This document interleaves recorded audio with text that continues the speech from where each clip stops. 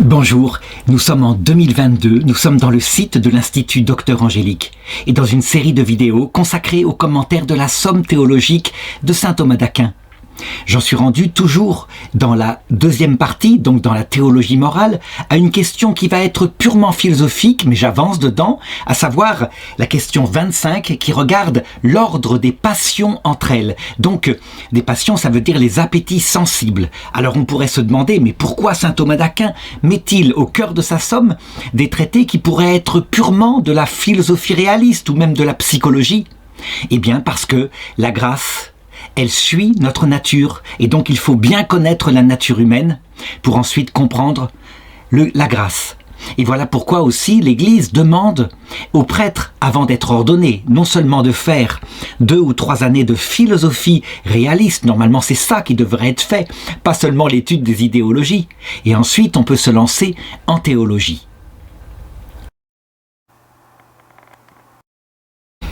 Et le premier article demande donc quel est l'ordre des passions de l'irascible par rapport à celle du concupiscible.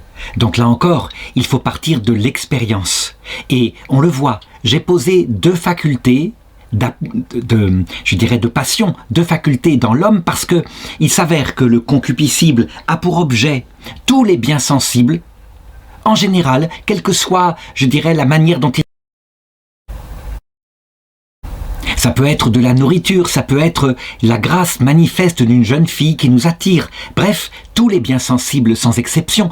Tandis que les passions de l'irascible, elles ont un objet qui diffère spécifiquement par quelque chose. À savoir, ce bien est compliqué, il y a un obstacle, ou alors il est important, et donc il faut lancer d'autres phénomènes passionnels qui viennent aider au concupiscible. Et donc, à partir de là, et à partir de l'expérience aussi, on peut constater que manifestement, les passions du concupiscible sont non seulement avant, elles fondent le démarrage des passions de l'irascible, mais elles sont aussi au terme. Ça veut dire que les passions de l'irascible se terminent toujours dans une passion du concupiscible. Et pour le comprendre, d'abord je voudrais donner une analogie métaphorique, celle du mouvement.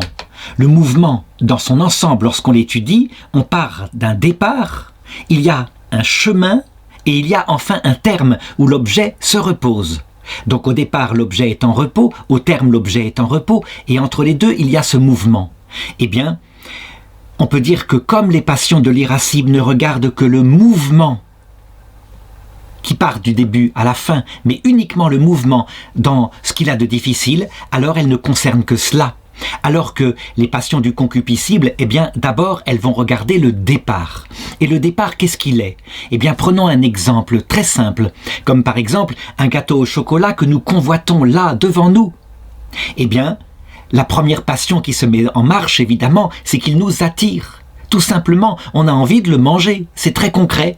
Et donc, on peut analyser par l'expérience de ce désir qui est en nous, qui nous fait d'ailleurs saliver, ça provoque quelque chose. C'est qu'il y a donc, à la base, un amour pour ce gâteau au chocolat. Et puis, quand on le mange, tout se termine par la jouissance concernant ce gâteau. Imaginons maintenant que nous soyons dans un lieu de famine où véritablement ce gâteau au chocolat est important. Ou alors que nous soyons un petit enfant et que, encore pas tout à fait prudent, nous le considérions comme le bien fondamental de notre vie. Et voici qu'un autre petit garçon est là qui voudrait peut-être nous le manger, être plus rapide que nous. Alors se met en place, la passion de l'irascible. À savoir que j'ai possibilité de l'attraper le premier, ce qui me donne donc de l'espoir.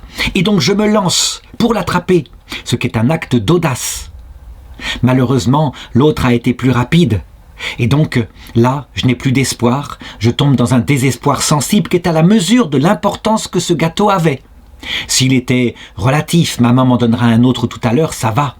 Mais pour un jeune qui, par exemple, a connu son premier amour envers une jeune fille ou un jeune garçon, on le voit, s'il y a rupture sentimentale, quelquefois, la passion du désespoir peut être si forte qu'elle mène au suicide, ne plus vouloir vivre du tout parce que sa vie est fichue.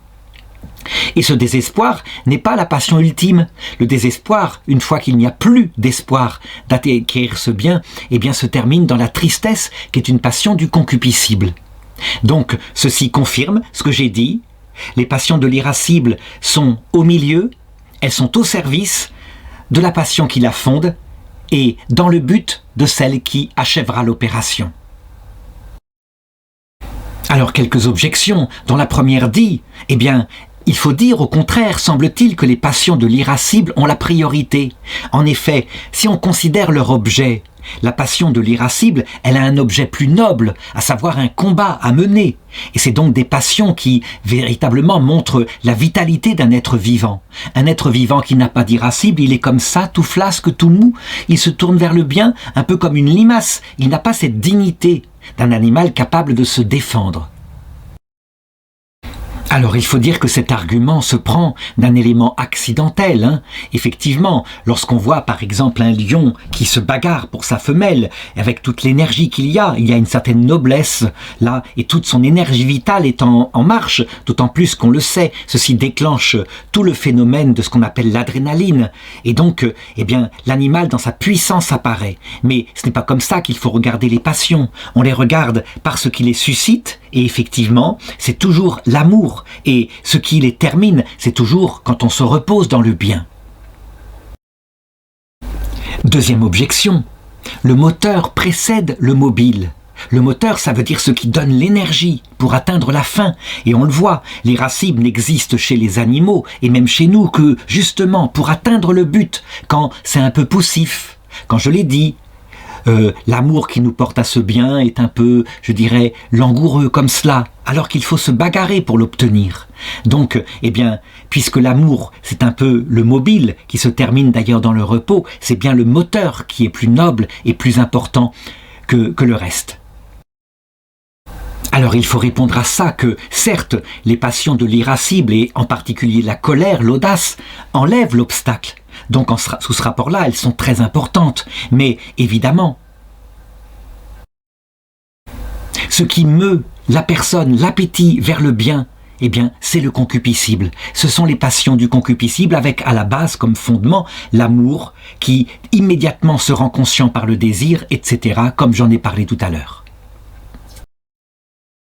Alors, dernière objection, la joie et la tristesse, eh bien, elles apparaissent quand les passions de l'irascible se sont mises en marche, elles apparaissent au terme de l'opération. Si on a réussi à s'unir à ce bien, c'est la joie, et si on a raté, c'est la tristesse. Et donc, ce qui a causé l'effet, c'est donc les passions de l'irascible, et donc l'effet est moins important que la cause. Alors il faut répondre à cela que, évidemment, les passions de l'irascible ne se mettraient pas en marche si elles n'étaient causées par la cause finale. Ça veut dire que, en réalité, eh bien, c'est la cause finale, même si elle n'est pas présente dans le temps encore, elle va arriver ensuite, c'est bien la cause finale, donc le fait de s'unir au bien, qui motive eh bien, le déclenchement de l'irascible. Donc on le voit, l'irascible est vraiment causé par le concupiscible. Vient ensuite l'article 2 qui demande quel est l'ordre des passions du concupiscible entre elles. Alors on l'a vu, et je ne vais pas redonner un exemple, il suffit de se servir de ceux que j'ai cités un peu auparavant. On l'a vu, ce qui suscite une passion en nous, c'est la présence d'un bien sensible qui est présenté à notre imagination. Soit il est réel devant nous, soit il est simplement imaginé et pensé. Mais il y a bien un bien sensible qui nous attire. Et donc, la passion, à son départ, eh bien, ça va être celle qui a pour objet justement ce bien. Or, quel est le nom de la passion qui, justement, n'a pour objet que le bien, qui se tourne vers le bien ? Eh bien, c'est ce qu'on appelle l'amour passionnel. Et donc, c'est l'amour passionnel qui, fondamentalement, est premier en tout. Je dirais même dans l'ordre de toutes les passions, y compris dans l'irascible, à la base, c'est l'amour passionnel, puisque simplement, c'est notre faculté sensible, notre concupiscible, qui se porte vers le bien. Et donc, on le voit, puisque l'amour ne se contente pas de cela, mais souhaite se reposer dans le bien, donc l'obtenir véritablement, eh bien, il y a une mise en mouvement qui est due à cet amour. Et la mise en mouvement va susciter donc la deuxième passion qui s'appelle le désir passionnel vers un bien qui n'est pas encore possédé. Et enfin, au terme, quand on a pu posséder ce bien, par exemple manger ce gâteau au chocolat, alors on se repose et c'est le plaisir. Pour les passions inverses, celles qui portent vers le mal, eh bien, il est intéressant de les regarder. Souvent, lorsqu'on analyse quelqu'un qui, par exemple, est dans la haine par rapport à quelque chose, on dit cet être-là, il ne vit que de haine. On se trompe. La haine ne peut jamais être suscitée si d'abord il n'y a pas à la base un amour. Et donc, il vaut mieux analyser en cherchant l'amour qui est à la base, et alors la haine prend tout à fait son sens. Par exemple, pour des petits garçons dans la cour de récréation, si l'un déteste l'autre, le hait, eh bien c'est parce que peut-être tout simplement il lui a volé le bonbon, il n'a pas pu l'attraper en premier et donc il a été un obstacle à l'acquisition du bien qu'il convoitait. Et donc la haine, eh bien, se tourne immédiatement en fuite par rapport à ce mal et en tristesse si malheureusement l'autre garçon, son adversaire, a pu attraper le bonbon en premier. Alors, là, ce que je viens d'indiquer, évidemment, c'est un ordre que je mets entre les passions dans ce que saint Thomas d'Aquin appelle l'ordre d'exécution. Donc, l'amour est premier, il précède le désir, et le désir précède le plaisir, quand le bien est atteint. Mais on pourrait mettre un deuxième ordre, l'ordre de l'exécution. Et dans ce cas-là, dans l'intention, ce qui est premier, évidemment, c'est d'atteindre le plaisir, donc de manger ce gâteau, ce qui veut dire que la passion de plaisir dans cet ordre-là est première, et puis suivie, évidemment, de ce qui a causé ce désir du plaisir, à savoir un amour. Alors quelques objections. La première dit, mais le nom de concupiscible ne vient pas de l'amour, mais il vient du désir. La concupiscence, c'est le désir, c'est la convoitise qui nous porte vers un bien. Donc, la première passion semble être le désir. Alors, d'où vient cette dénomination? Eh bien, en fait, c'est parce que le désir, c'est ce qu'il y a de plus conscient. Quand on est attiré vers un bien, qu'on ne le possède pas, évidemment, on ressent le manque. Et donc, en ce qui concerne la prise de conscience du fait qu'on a un amour, c'est bien le désir qui le suscite. L'amour lui-même, eh bien, il est là, mais il n'est pas véritablement conscient en soi. Et d'ailleurs, c'est pour ça que quand le bien est possédé régulièrement, par exemple, un couple qui vit ensemble stablement, sans aucune difficulté, quelquefois, parce que justement, il n'y a que la stabilité, eh bien, ils ont l'impression qu'il n'y a plus de désir et donc qu'il n'y a plus d'amour. Donc voilà pourquoi le concupiscible a pris le nom de ce qui est le plus sensible, à savoir le désir. Deuxième objection. Il semble que le désir soit la première passion du concupiscible, puisque l'amour n'a qu'un but, c'est de s'unir au bien. Et justement, c'est le désir qui met en mouvement vers le bien. Donc, il est normal que le concupiscible ait pris le nom du désir. Alors, il faut comprendre que, effectivement, le but, c'est l'union effective avec le bien, donc qui se fait dans le repos, et ce repos est source de jouissance sensible. Mais, à la base, ce qui a suscité le désir de cette union effective, eh bien, c'était l'amour, qui lui est une union affective avec le bien, qui n'est pas encore possédé. Et donc c'est là, à partir de cet amour, que va se déclencher, eh bien, la passion de désir, qui met en mouvement la personne vers le bien convoité. Et il faut remarquer que ceci est valable aussi pour l'appétit spirituel. Ça veut dire que la charité qui nous unit à Dieu affectivement pour le moment, et effectivement, mais surtout invisiblement dans l'obscurité de la foi, par exemple par l'oraison du cœur et l'Eucharistie, eh bien, c'est pour ça que la charité immédiatement suscite un désir qui correspondrait à la vertu d'espérance théologale. Et cette espérance, elle attend l'union effective, donc le jour où on verra Dieu de ses yeux, si on peut parler comme ça, puisque c'est une vision intellectuelle, mais où on le touchera, on sera uni à lui pleinement. Alors une troisième objection qui part aussi de l'expérience et qui dit la cause doit précéder son effet. Or on voit certaines personnes, très romantiques par exemple, qui aiment aimer. Ça veut dire que l'amour qui suscite le plaisir, c'est ça qu'elles souhaitent. Et donc ça voudrait dire que le plaisir est avant l'amour. Alors il faut reconnaître que, effectivement, dans l'ordre de l'amour sensible pris en lui-même, même par exemple lorsqu'il existe entre deux jeunes gens qui s'aiment, mais qui n'a pas encore atteint une dimension spirituelle, souvent, le plaisir d'être ensemble, la joie d'être ensemble est aimé plus que la personne. Et d'ailleurs, si la personne n'est plus capable de susciter, de faire vibrer les cordes du cœur, eh bien, souvent, elle est rejetée, elle était un moyen en vue du plaisir. Mais on le voit bien ici. Ce qui est premier donc dans l'intention, même du point de vue passionnel, c'est en fait eh bien, l'union, l'amour de l'union à ce bien sensible qui est convoité, et donc l'amour est de toute façon bien premier. Quant au chemin spirituel d'un tel amour, c'est évidemment normalement de peu à peu passer de l'amour purement passionnel à un amour spirituel, et donc au-delà du plaisir à aimer la personne vraiment pour ce qu'elle est. L'article 3 demande quel est l'ordre des passions de l'irascible entre elles. Donc je rappelle, il y a 5 passions de l'irascible, il y en a bien d'autres avec la nuance, mais disons que toutes rejoignent ces 5 passions, à savoir l'espoir qui porte sur un bien mais difficile, et puis le désespoir quand malheureusement ce bien difficile auquel on tenait, eh bien, ne sera jamais atteint. Il y a la crainte qui, elle, eh bien, porte sur un mal qui est présent et qui nous empêche d'atteindre ce bien. Et il y a l'audace qui porte aussi sur ce mal, mais on peut le vaincre et donc on se lance.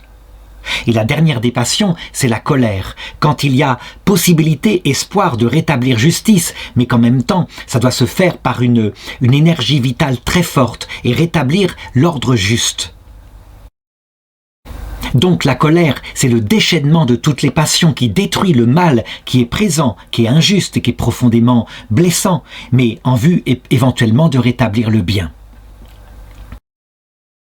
Donc si je reprends un exemple concret que j'avais donné au début de ces leçons sur les passions, en reprenant l'exemple de ces cochons qui sont dans une stalle, qui ont donc des passions liées à la nourriture très forte, et j'ai posé le seau en dehors de la stalle, et puis je suis parti, sachant que je suis le maître des cochons, et donc il y a vraiment une grande autorité sur eux, ils savent qu'ils ne doivent pas sauter par-dessus la barrière pour venir manger, je leur porterai la nourriture quand je veux en tant que maître. Eh bien, on voit que les cochons, là, en l'occurrence, surtout s'ils ont faim, donc que ce bien devient important pour eux, eh bien, ils sont dans l'espoir de pouvoir l'avoir. Et cet espoir les fait patienter un peu, et puis parfois, je dirais, ne les fait plus patienter. En tout cas, ils tournent, et ils sont dans l'espoir. Pourquoi l'espoir est-elle la première passion de l'irascible? Eh bien, parce qu'elle porte justement sur un bien difficile, et c'est toujours une forme très proche de l'amour, qui est la première passion qui suscite tout le reste. Et donc, voilà pourquoi il faut dire que s'il n'y avait pas l'espoir, aucune des autres passions ne se mettrait en marche. Et donc, quand le désespoir est là, que manifestement jamais plus ils n'auront à manger les pauvres animaux, alors dans ce cas-là, il n'y aura plus d'audace, il n'y aura plus de crainte, on se laisse aller à la tristesse et tout est achevé ainsi dans une passion du concupiscible. Donc, la première passion de l'irascible est bien l'espoir. Ce qui est cohérent, je l'ai dit, puisqu'elle porte sur le bien, et que le bien, c'est lui qui est la cause de tout le reste. Alors, ensuite, si l'on regarde, eh bien, il y a des obstacles à vaincre, et donc mes cochons, puisque je ne suis pas là, se disent « Est-ce que je vais franchir la barrière pour aller manger ?» Ils ont peur d'abord, peur éventuellement, parce que, évidemment, il y a cette autorité du maître qu'ils connaissent bien. Et donc on peut dire que la crainte est la première passion portant sur un mal, celle qui vient modérer l'action. Mais je dirais, si je ne reviens pas, que visiblement je suis parti très loin, que l'autorité du maître n'est pas là, alors par rapport à cet obstacle, la barrière, eh bien l'audace va passer ici, ensuite. Et donc on passe la barrière et tout se termine évidemment dans le concupiscible, dans la jouissance de la nourriture. C'était ce qui motivait toutes les passions de l'irascible, je l'ai dit dans le précédent article. Il faut remarquer que pour le moment, je n'ai pas parlé de la colère. Eh bien, tout simplement parce qu'elle n'a pas besoin de venir pour le moment. Je dirais, il y a d'autres passions qui doivent passer avant, qui permettent de conquérir le bien. Mais imaginons que j'arrive maintenant, alors qu'ils sont en train de manger avec le gros bâton et l'autorité, et que je prétends les éloigner de leur seau et les faire retourner dans leur stalle. Alors, on verra naître la dernière passion de l'irascible, si c'est nécessaire. Si la crainte ne domine pas, évidemment, hein. Et donc, la colère, c'est donc justement toutes les énergies qui se mettent là pour défendre le bien en question. Et pour pouvoir le manger jusqu'au bout. Et donc, ils vont attaquer l'obstacle avec toute l'énergie dont ils sont capables, les menaces d'abord, des choses comme cela, mais ils vont véritablement essayer de vaincre le mal qui est présent et qui est profondément injuste. Mais si ce mal que je suis est trop violent, par exemple, véritablement je les domine par ma force, c'est des petits cochons, disons, hein, alors, eh bien, vont ressurgir les passions de l'irascible qui vont calmer la colère, comme par exemple le désespoir, et on retourne dans sa stalle, dans la tristesse. Donc, si je résume l'ordre des passions, on aura en premier l'espoir, parce qu'elle porte sur un bien, et puis le désespoir, qui évidemment est une sorte d'achèvement quand le bien n'est plus possible. Et suscité par l'espoir, la crainte, donc la crainte du mal, le mal qui empêche d'atteindre le bien. Et puis l'audace, qui au contraire porte sur le mal mais qu'on peut vaincre. Et la colère en fin de compte. Mais de toute façon, ces passions de l'irascible, comme je l'ai dit à l'article précédent, elles se termineront toujours dans le concupiscible. Donc soit la jouissance, soit la tristesse qui suit le désespoir. Alors, quelques objections, dont la première dit « Mais non, ça ne peut pas être l'espoir, la première passion de l'irascible. L'irascible tire son nom de la colère, ira. Et donc, manifestement, là encore, c'est la colère qui est la première passion de cette faculté de l'irascible. » Alors, comme dans l'article précédent, j'avais dit que le concupiscible tirait son nom du désir. La convoitise donc, hein, parce que c'est la passion la plus sensible. Eh bien, de même pour l'irascible, on lui a donné son nom non pas à cause de l'analyse que je viens de faire, mais à cause de la passion la plus visible, la plus remarquable, celle qui met en marche toutes nos énergies, qui déclenche, je dirais, le système nerveux qu'on appelle en médecine sympathique, avec tous les déclenchements des hormones comme l'adrénaline et qui suscite le bandage de tous les muscles, de l'énergie totale. Donc c'est pour cela, donc c'est uniquement à cause de l'apparence la plus remarquable. Deuxième objection, l'irascible, on l'a dit, c'est donc une faculté vitale sensible qui se déclenche face à une difficulté. Et donc normalement les premières passions de l'irascible sont celles qui justement doivent affronter la difficulté. Par exemple l'audace qui affronte un mal futur mais qu'on peut vaincre. Ou alors la colère qui affronte là pour le coup le mal présent, qui peut vraiment nous empêcher de continuer à profiter du bien qui nous est normalement dévolu. Et donc on devrait avoir dans l'ordre la colère, qui est la passion la plus forte face à un obstacle, ensuite l'audace, et puis en dernier lieu, justement, l'espoir. Alors, eh bien je dirais, le caractère ardu qui déclenche des passions, comme je viens de le montrer, eh bien c'est moins essentiel, même pour l'irascible, que le fait que c'est un bien qu'on veut atteindre, ou que c'est un mal qui du coup nous empêche d'atteindre un bien. Résultat, plus la passion aura comme objet le bien, plus elle se rapproche de l'amour et donc plus elle sera première, suscitant tout le reste des passions de cet appétit irascible. Et voilà pourquoi c'est l'espoir qui est la première passion de l'irascible. Enfin, une dernière objection, elle dit ceci. La passion de l'irascible se déclenche donc quand le bien n'est pas possédé. Et quand il est possédé, c'est les passions du concupiscible. Donc, on devrait définir les premières passions de l'irascible par celles qui sont justement marqué par l'éloignement le plus grand depuis le bien. Et l'éloignement le plus grand, c'est le désespoir. C'est quand le bien n'est plus accessible du tout. Ou alors, ça peut être la crainte, quand le bien, on risque de le perdre. Et donc, ça devrait être les premières passions. Alors, là encore, il faut répondre que l'appétit sensible, y compris l'irascible, son moteur vient du bien, il se porte vers le bien.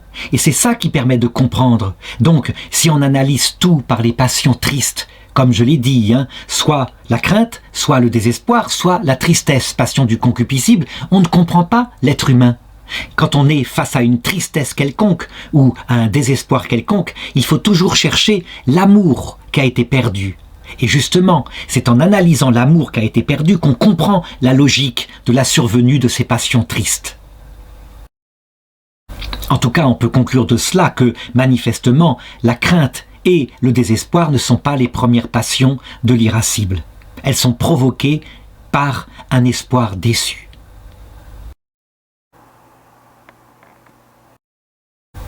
Et vient ensuite, et enfin, l'article 4 qui demande « Les 4 passions principales sont-elles, selon ce que dit saint Augustin, la joie, la tristesse, l'espoir et la crainte ?»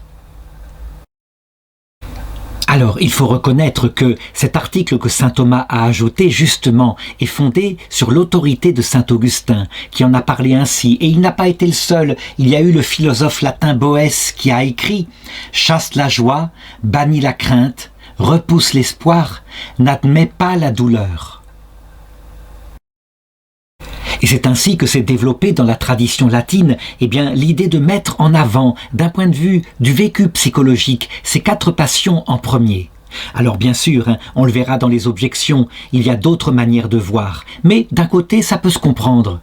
D'abord, prenons la joie et la tristesse. Il faut le reconnaître, elles sont toutes les deux l'achèvement de toute l'activité passionnelle. Ça veut dire que soit on acquiert le bien et ça se termine dans la jouissance, soit on ne l'acquiert pas et ça se termine dans la tristesse. Sous ce rapport-là, puisque l'amour, le désir, puisque l'espoir lui-même ne tendait que vers ce bien, on peut dire que quand on atteint le terme du mouvement, quelque part on se repose en lui, ou au contraire, on ne peut pas se reposer dans le bien qu'on n'a pas conquis. Et donc, on a là 2 passions principales. Alors reste à parler maintenant de l'espoir et puis de la crainte. Je l'ai dit, la passion est un mouvement vers le bien. Ça veut dire que notre appétit nous fait nous porter vers le bien pour qu'on puisse l'acquérir. Et donc, dans l'ordre de ce mouvement, quelle est la passion la plus ressentie psychologiquement ? C'est pas un simple désir, ça voudrait dire que le bien n'est pas très important, mais quand ce désir porte sur un bien qui nous paraît essentiel, il se transforme en espoir. Et donc, l'espoir, c'est le désir, mais portant sur quelque chose d'essentiel. Et donc, il marque psychologiquement notre vécu bien plus qu'un simple désir. Et c'est facile à comprendre. Si par exemple, on est en période, on a beaucoup à manger, qu'il y a là un bonbon, très bien, je le désire, je le mange. Et puis, c'est oublié après. Tandis que ce même bonbon, suite à une grande période de faim, tout d'un coup, il est là. Il nous est donné, il sera le plus merveilleux des bonbons de toute notre vie. Et parce que nous avons eu l'espoir de l'avoir, et du coup, il y a eu une jouissance beaucoup plus forte, et donc un souvenir dans notre mémoire beaucoup plus fort. En ce qui concerne la crainte qui, elle, est la passion qui porte justement sur un mal qui pourrait nous empêcher d'acquérir ce bien, comme c'est la première passion qui justement regarde le mal, c'est celle qui sera la plus sensible.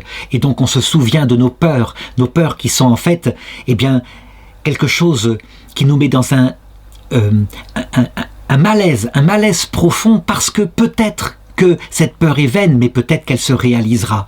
Donc parfois, quand la peur est réalisée, qu'elle est achevée en tristesse, au moins il n'y a plus espoir. Et donc finalement, il y a davantage de repos. Donc la peur est quelque chose de particulièrement sensible. Alors quelques objections, dont la première justement viendrait de la vraie phrase qu'a prononcée saint Augustin. Il n'a pas dit joie, tristesse, espoir et crainte, mais il a remplacé l'espoir par la cupidité, c'est-à-dire par l'amour passionnel. Ou d'autres ont traduit par la passion de désir qui sort de l'amour. Alors, il faut répondre que oui, le désir qui sort de l'amour, c'est une forme, je dirais, moins puissante de l'espoir. Et donc c'est en ce sens-là que quelquefois, on peut mettre l'un pour l'autre. L'espoir, je l'ai dit, portant sur un bien important, le désir sur un bien, tout simplement, qu'on ne possède pas encore. Alors, deuxième objection maintenant. On a vu à l'article précédent qu'on peut classer les passions selon 2 ordres.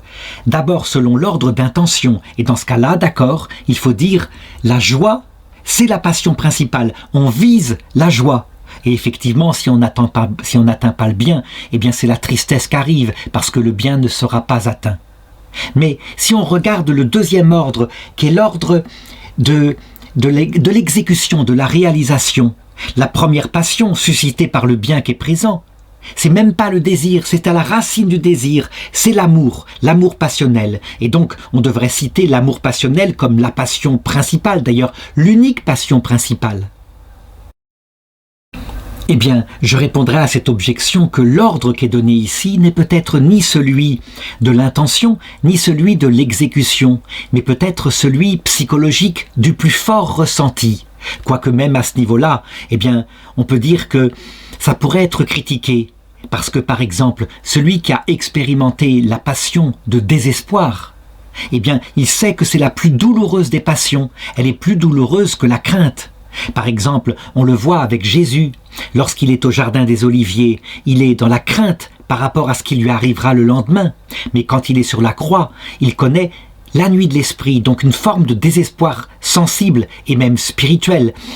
Et c'est véritablement la plus ultime des souffrances qui lui fait dire « Mon Dieu, pourquoi m'as-tu abandonné ?» Alors je conclurai cet article en disant, en tout état de cause, il n'a rien de scientifique, mais il est intéressant. Il permet de voir à quel point, eh bien, dans le domaine de la psychologie, puisque là on est vraiment dans le domaine de la vie sensible étudiée par la psychologie, il y peut y avoir une mise en avant selon un ordre ou selon un autre. Et finalement, c'est valable, puisqu'il y a une part de subjectivité là-dedans. Évidemment, je ne parle là que de la sensibilité à telle passion. Par contre, dans l'analyse, on doit le dire, tout surgit effectivement de l'amour passionnel et tout s'achève, normalement, quand le bien est possédé, dans la joie passionnelle.